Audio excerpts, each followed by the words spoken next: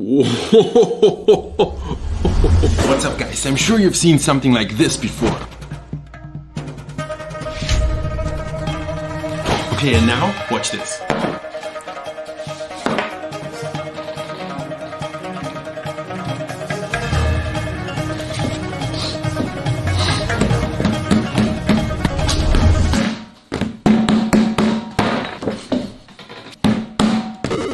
No! Alright, so this is not quite going as planned, but there are two things. One, I will not give up until I can make hand-pulled noodles like that. And two, I did not actually expect to succeed at the first try. Let me explain. So this is a map of China, the land of 1,000 noodles. It's a big country. Beijing in the north, Hong Kong in the south. But what I just failed at was a noodle pulling technique from the city of Lanzhou in central northern China. Now the city of Lanzhou is famous for its la mian. Lanzhou la mian are those noodles that are hand pulled in this really skillful, almost artful way.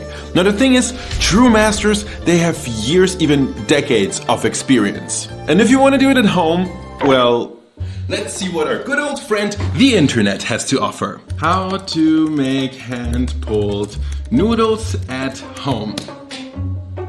The key seems to be to relax the dough between the room temperature 21 degrees, side-by-side comparison of gluten networks and overall protein content of 11.5, potassium carbonate solution of 40, elasticity of the dough and to toughen it. I cannot believe this thread has a 60,000 views and nobody has figured out how to make hand-pulled noodles. You will not believe how much contradictory information there is on how to make hand-pulled noodles, and not one single reliable method, which means exactly one thing. I'll have to go and figure this one out on my own.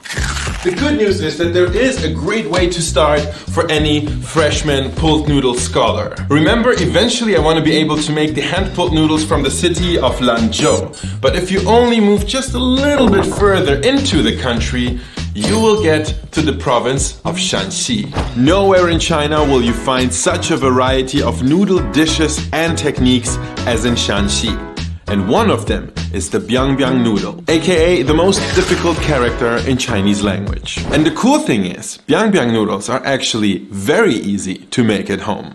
We begin by mixing 250 grams of flour and half a teaspoon of salt. I find that a 55% hydration dough is perfect for this, which in my case means 132.5 grams of water. Combine everything into a rough ball like this and give everything a good knead. Now here's something we all need to understand when it comes to pulling noodles. What makes our noodle dough stretchy is the gluten. Right now, the dough is nowhere near stretchy. That's because the gluten hasn't actually woken up yet. So we will begin with a quick hydration rest of 15 to 30 minutes. Check this out. The dough has now fully absorbed all the moisture and is a lot more pliable and relaxed. What we'll do now is, by kneading the dough, we're gonna start stretching and working that gluten inside for another 5 minutes. The dough has gotten pretty stiff again from all that kneading, but that's fine. We're gonna let it relax for just another 10 minutes. And now we're ready to pre-shape the noodles.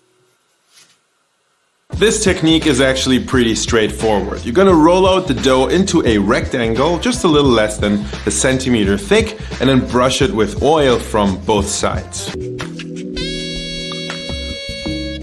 Now cover, and we're gonna let this guy rest. So this type of resting has nothing to do with waking up the dough anymore. Instead, we're using the power of autolyse. So autolyse is a process in which the enzymes in the flour that we activated by adding water stimulate the development of the gluten, which basically means the dough is slowly kneading itself. That's right. Half an hour later, we are ready to pull some noodles. Have a pot of salted boiling water ready and slice off a 1 to 2 centimeter wide strip. Let's grab both ends and see if it stretches. Damn right it stretches. The noodles go straight into the boiling water, and in the meantime we keep pulling the rest of the noodles. I know this looks like quite a lot of work at first, but believe me, this is actually surprisingly fast, and it's also easy and it's fun. And here's how I was taught to cook these noodles in China. Set your stove to high and wait until the water comes up to a boil. But once it does, add a little bit of cold water to kill the boil. Repeat this one more time, and at the third boil, remove the noodles from the pot and transfer straight into a bowl of ice-cold water. And don't skip out on the cold water. This is the step that actually gives the noodle its kick-ass texture.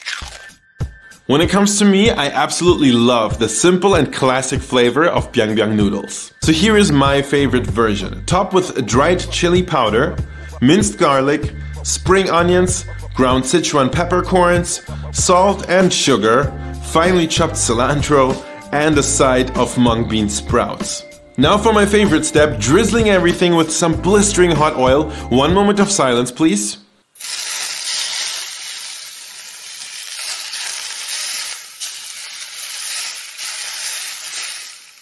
Finish everything with sesame oil, soy sauce, and Chinese dark vinegar. Oh, and how could I forget?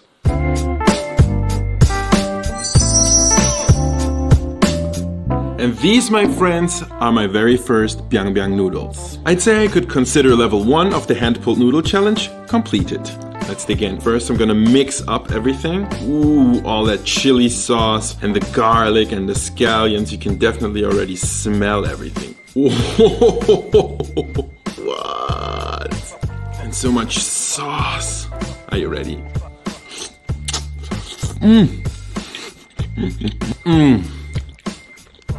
This is noodle heaven. This is so good. I'm not kidding. These might be some of the best noodles I've ever had in my life.